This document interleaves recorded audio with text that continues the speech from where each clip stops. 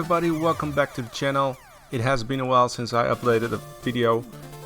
Initially, for the 100th video of my channel, I was planning on making a big Dreamcast episode with all kind of stuff I ordered for my Dreamcast, all kind of mods that I ordered for my Dreamcast, make one big video out of it. But unfortunately, all the stuff that I ordered came in really late and I'm still waiting for some products. So we're gonna divide it in a couple of videos. And the first off is this GDEmu. And if you don't know, the GDEmu is a PCB board which you can use to replace your optical drive or your GDI drive in your Dreamcast. I can pretend here that I ordered this one from the original developer of the GDEmu, but I ordered this from AliExpress. I know it's a copy, but I am a consumer, I'm not a disciple, and I'm not really interested in snipering a pre-order spot once every couple of months to get my hands on an original one. But hopefully by the time you watch this video, the whole ordering process has been cleared up and you can order an original one. And I highly suggest you do that, and the link is in the description. As I said before, this is an ODR, or an optical drive replacement, and in order to use it we have to install it into a Dreamcast, of course. And it is a fairly simple process and I'm gonna show you how to do it. We also have to prep and install an SD card, and I'm gonna show you that as well. Just to give you an idea how these games run through the ODR. And for purposes of this demonstration, I'm gonna use this Dreamcast I recently bought from an online ad website, and it looks like a PAL Dreamcast, but it's a little bit of a Frankenstein system. It is a PAL body with a PAL PSU, and it has a Japanese motherboard. That doesn't really matter for this system because it's you can use it for all regions. And as I already have a Japanese Dreamcast, it is ideal for this demonstration and to use as an optical-less version.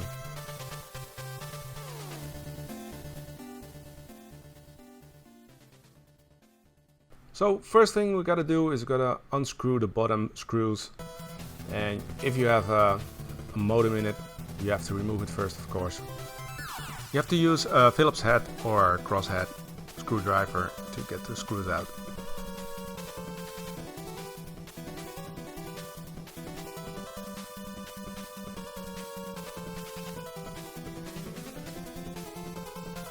So remove the 4 bottom screws. Then we can lift the lid up, and here we have the inside. On the left side is the PSU. Don't touch it if you recently turned it on, because it could have some residual power on it, and please don't touch it. It could give a decent blow. Also always remove the power lead. Next up we need to unscrew the optical drive.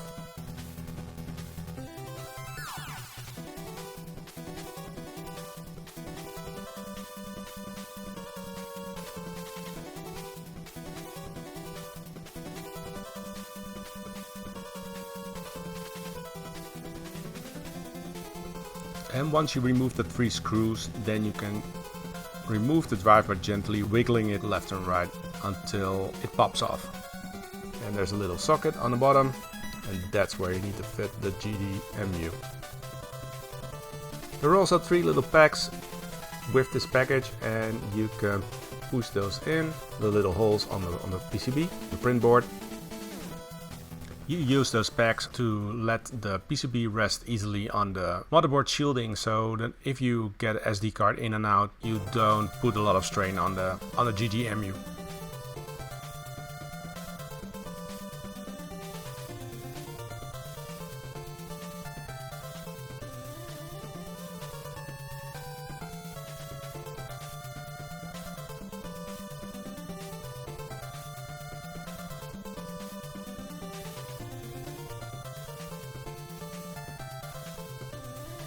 So next thing that we need to do is prep the SD card to be used with the GDEmu, and for that we have to format it in FAT32. In order to format your SD card in FAT32, you have to download a program. You can download it straight away from SanDisk. You probably should Google something like SanDisk format FAT42 and you will end up there. but I'll put a link in the description as well.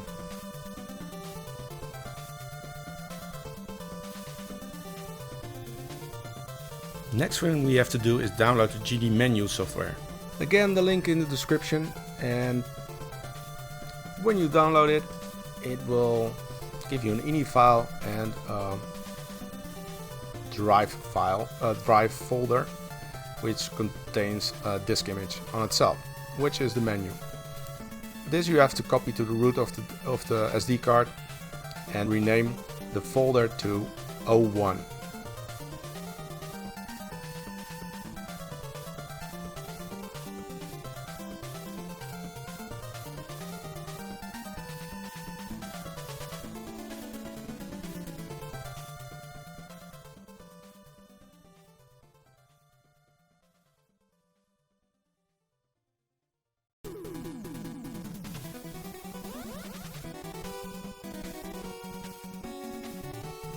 The games you're gonna add, you have to add to sequentially numbered folders. So GDMenu is in O1, the first game is in O2, O3, O4, O5, O6, until you run out of space.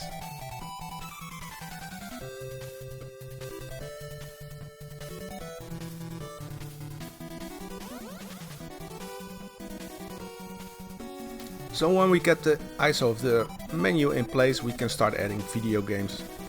And for that, as I said, you have to create a list of folders numbered one by one. Don't skip a number, because it will mess up the system and it will only work to the last number that is sequential, and then it will just cut off the rest of the games.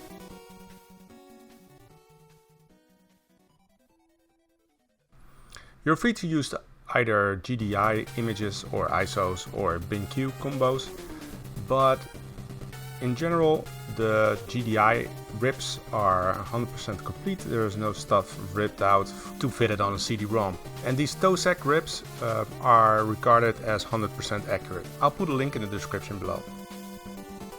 So that wasn't too difficult, and now we can start testing.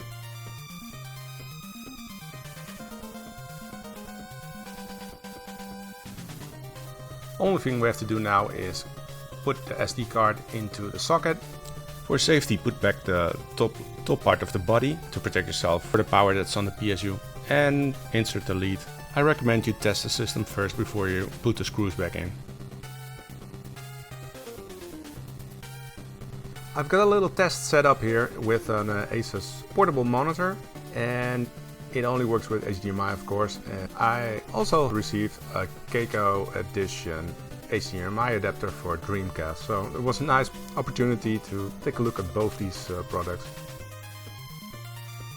And as you can see, there's not much to it. It's just a little adapter which you can hook up to your Dreamcast on the one side and put an HDMI cable on the other side.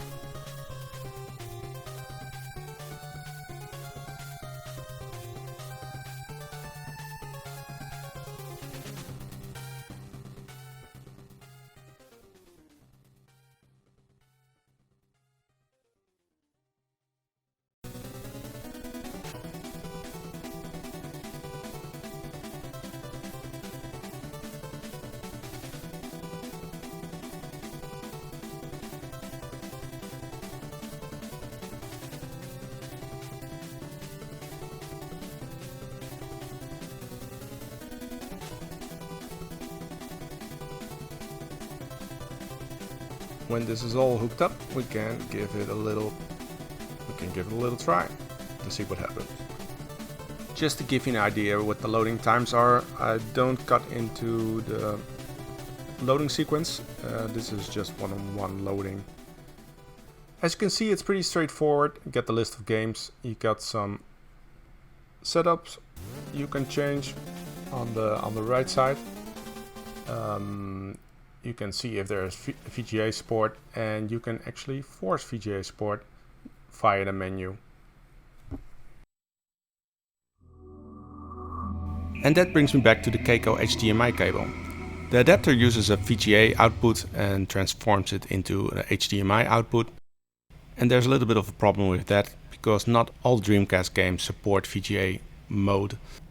specifically the games that run in 240p or 480i.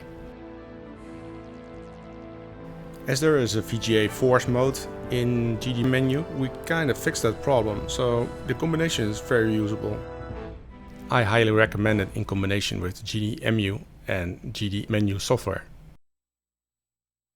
The video and audio quality is top notch. Still, it only outputs a 480p signal, so if you're really looking for upscaling and vastly improving the output of your Dreamcast, you probably have to look at DC HDMI or OSSC, but both require you to either tinker with settings or solder on your motherboard. But it definitely does well as a plug-and-play affordable solution. So to conclude, I like the Kaico HDMI adapter and I love the GDEmu, and I hope this video is useful for you. And in the rest of the video I will demo a couple of games, and if you like this video please like and subscribe and ring the bell, whatever options you have to keep track of me, and I'll see you next time. Bye bye.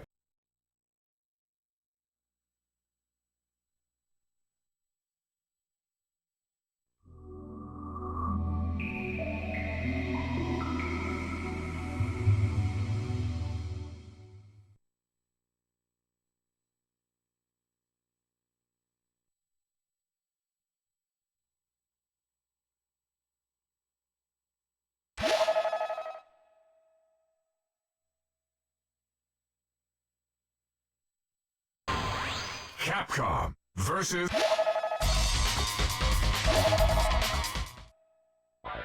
Which groove do you like?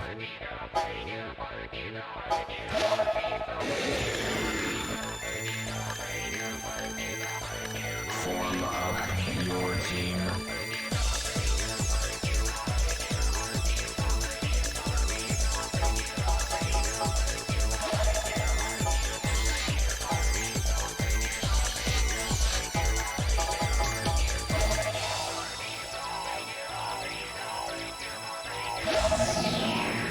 Decide the order of bouts. Show me.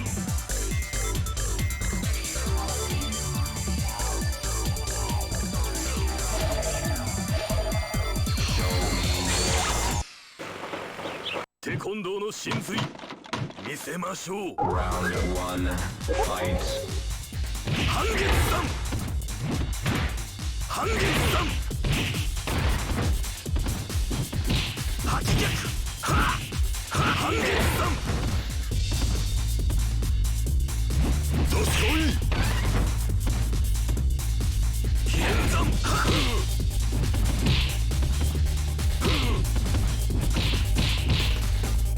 山どすこい。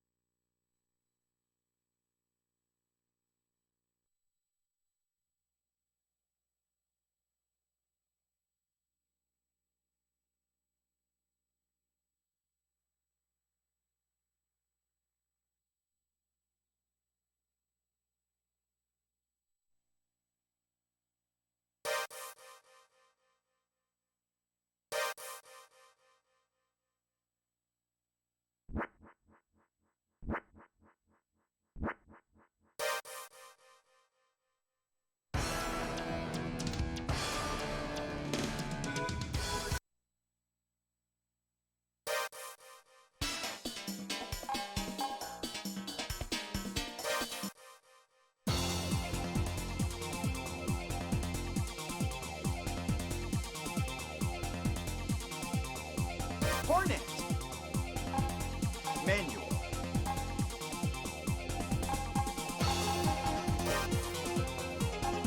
Race start. Ladies and gentlemen, start your engines.